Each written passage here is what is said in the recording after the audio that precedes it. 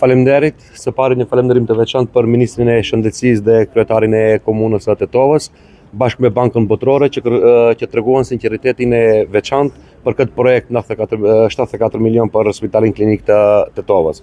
Ashtu nga ana jon nga Spitali Klinik të Tetovës janë bën të gjitha përgatitjet si projektimi, grupi punues e ka bërë punën e vet për projektin e 3 ndërtesave të reja dhe 2 ndërtesave egzistuese për rinovim.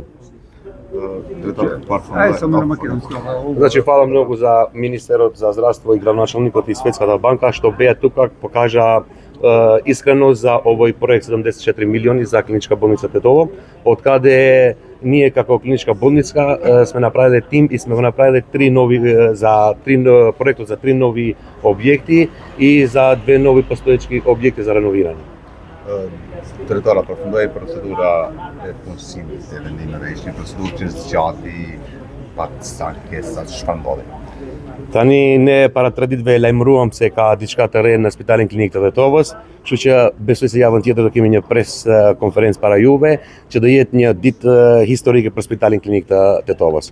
Për më shumë javën tjetër ju japim informata.